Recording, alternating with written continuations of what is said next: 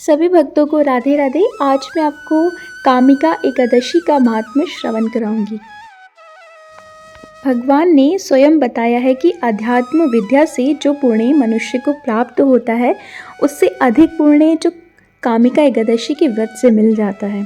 यह व्रत मनुष्य को मरते समय नरक में जाने से बचाता है। इसके पुण्य प्रभाव से कुयोनि भी नहीं मिलती। जो व्रत एकादशी का व्रत करते हुए भक्तिपूर्वक तुलसी दल विष्णु भगवान जी को अर्पित करते हैं वे पापों से दूर रहते हैं।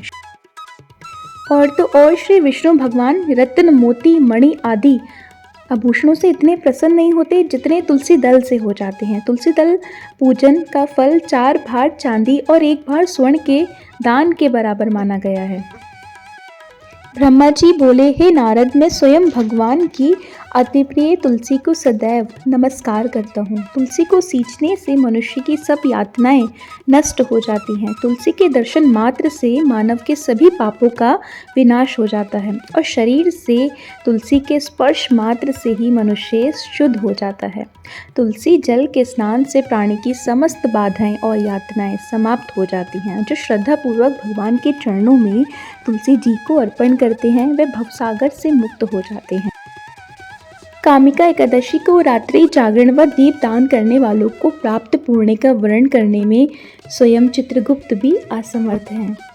कहते हैं, एकादशी व्रत के दिन प्रभु के समक्ष दीप जलाने वालों के पितृ उस दिन स्वर्ग जाते हैं तो उन्हें स्वर्ग पर जाने पर हजारों दीपकों की रोशनी प्राप्त होती है। ब्रह्मा जी कहते हैं, हे नारद, ब्रह्म हत्या तथा भ्रूण हत्या आदि पापों को नष्ट करने वाली इस कामिका एकादशी का व्रत मनुष्य को यत्न के साथ करना चाहिए।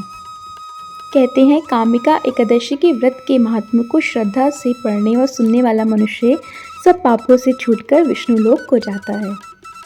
तो आइए हम कामिका एकादशी की कथा को श्रवण करते हैं। एक गांव में एक वीर क्षत्रिय रहता था। एक दिन किसी कारणवश उसकी ब्राह्मण से हाथापाई हो गई और ब्राह्मण की मृत्यु हो गई। अपने हाथों से मरे गए ब्राह्मण की क्रिया उस क्षत्रिय ने करनी चाहिए, परंतु अन्य ब्राह्मण ने उसने क्रिया में शामिल होने से मना कर दिया।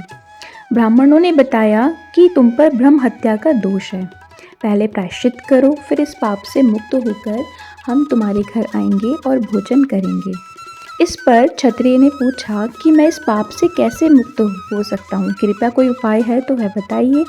तब अन्य ब्राह्मणों ने बताया कि श्रावण माह के कृष्ण पक्ष की एकादशी को जो भक्ति भाव से भगवान श्रीधर का व्रत एवं पूजन कर ब्राह्मणों को भोजन करा के आशीर्वाद प्राप्त करते हैं वो इस पाप से मुक्त हो जाते हैं। तब उस क्षत्रिय ने विधिपूर्वक व्रत किया और व्रत करने वाली रात में भगवान श्रीधर ने क्षत्रिय को दर्शन देकर कहा कि मैं तुम्हें ब्रह्म हत्या के पाप से मुक्त कराता हूँ। इस व्रत के करने से ब्रह्म हत्या आदि के सभी पाप नष्ट हो जाते हैं और इहलोक में सुख भोग कर प्राणी अंत में विष्णु लोक को जाते हैं। इस कामिका एकादशी के महात्म्यों के श्रवण व पठन से मनुष्य स्वर्गलोक को प्राप्त करते हैं।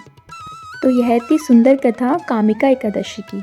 आप सभी भक्त भी इस एकादशी पर व्रत अवश्य रखें और इस कथा को और भी सभी भक्तों के साथ में शेयर अवश्य करें। जय श्री राधे।